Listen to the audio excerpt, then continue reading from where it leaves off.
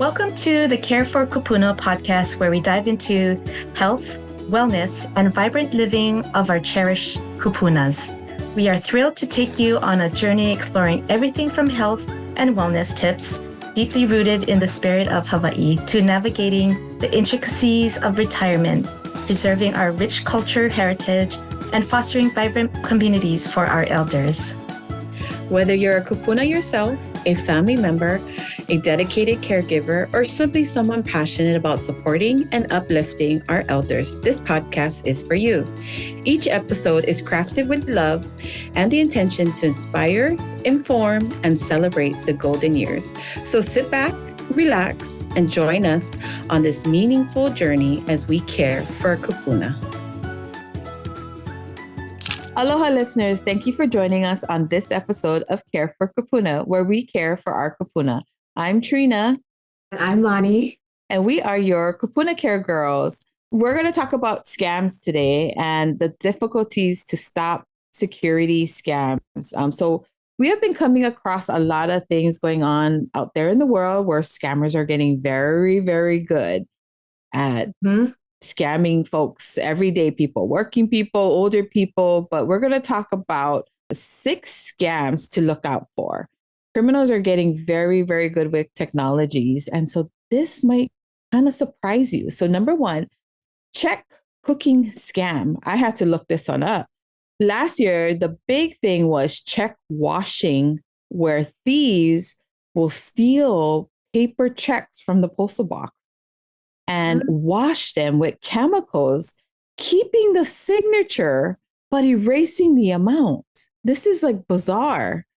And they would take it and digitally picture a stolen check, then use it commercially available and just like alter it. Just alter it into whatever number they want to make. It looks super real. It even keeps the watermarks on there. So how to stay safe? Consider using a safer payment method, such as a credit card. But if you choose to write check, still need to be careful on how you handle it, right? Make it harder for them. Instead of putting the checks in your mailbox, drop it directly into the local postal box and continually monitor the check and make sure it was cashed by the appropriate people that was supposed to be addressed to that check number. Yeah, and this is very important for our kupuna because they're the ones who usually are still writing checks. So they'll be receiving these checkbooks in the mail. And the next one is voice print scams.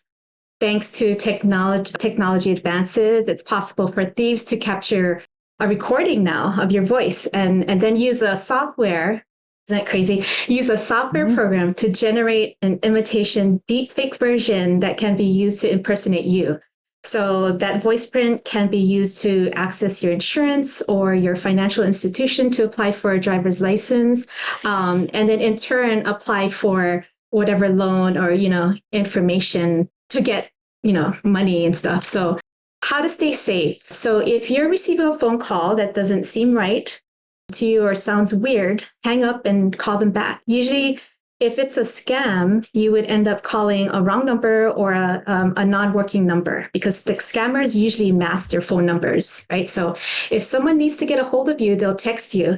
And may also be cautious about answering calls that appear to be from people on your contact list, since the call could be coming from a phone that's been stolen or cloned. So again, verify that the person who you think is calling you is actually wanting to contact you. Yeah, that is pretty scary. Number 3 is, of course, take action on the sweepstakes scam. Sweepstakes scammers who call or write to say that you've won a fabulous fortune have been around for ages. But recently, they've come up with a new game. And instead of trying to get you to pay the taxes or other fees in advance to collect the non-existing price, the scammers will ask for personal information so that they can validate you and set up payment. And they'll also ask for you to give them your banking information and social security number so they can file with the IRS. We'll take care of everything. But no, they're not. They're totally stealing your identity. So, of course, as previously said, sweepstakes scams have been around for a long time, but some of us still get caught up in it. So, if it seems too good to be true, it is probably too good to be true, and it's probably a scam. That's for sure. Next one is virtual celebrity scam. Now, I some of you may have seen ads that pop up on Facebook or Instagram, and it looks like a star or a celebrity saying what you think they're saying, but it's actually AI maybe is also made them say whatever this certain product that this other scammer wants to sell. So celebrities have had online presence for years, but the trend really gained momentum during the pandemic. So when stars couldn't make public appearances, they tried to stay connected with their fans by doing online concerts or other events. You're on Instagram or Facebook and someone is pretending to be Celine Dion or her manager reaching out to you. If it's a fake manager, they might say, Celine loves your comments, I know if a celebrity was reaching out to me, I know for sure that's a scam. But, loves your comment. She loves to talk. She would love to talk to you. Here's her private account.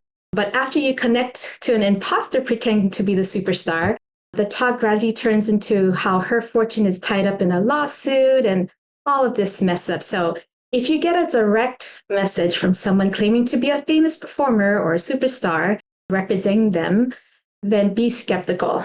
And it's almost certain to be a scam. Yes. And number 5, multi-stage grandparent scam. This is a new one, but also not so new. I've heard a few people here in Hawaii that has been scammed through this grandparent scam, in which crooks call and pretend to be the grandchild. And now they use the AI voice too. And so it sounds like them. It sounds like it's their grandchild calling, saying that they got arrested, they need bail money, and their grandparents are, of course, trying to help them get out of the situation. And they will ask for a few $100s, sometimes even thousands of dollars. But for sure, this is definitely a scam, because after posing grandchildren who's been in jail after a car accident or something, they provided a case number, instruct them to target to call their defense attorney and prosecutor. When the grandparent calls, there's nobody. There's no existing case number. Some scammers have a third conspirator pose as a courier and go to the grandparents' home to pick up the money in person. Some will ask for money order, cash. And so the ways to stay safe is, if you get a call like this, unfamiliar number from a family member claiming to be in trouble, don't panic. Instead, after you've finished talking to them, certainly before sending money, the Federal Communication Commissioner recommends that you call or text the person at their usual number that they would call you from and check to see whether the family member is actually in trouble. If they don't answer, contact another family member or friend who is their emergency contact to just see if they're okay and check if this is a real situation that they're in or if it could be a scam. Mm-hmm. And finally, the Paris Olympics scams helpline. Criminals always try to find ways to exploit big events. And because the Paris Games coming up this summer, experts are suspecting that we may be seeing an uptick of fake emergency scams, which is similar to the grandparent scam, but is slightly different. It could work something like this. So I'm going to put you in a situation.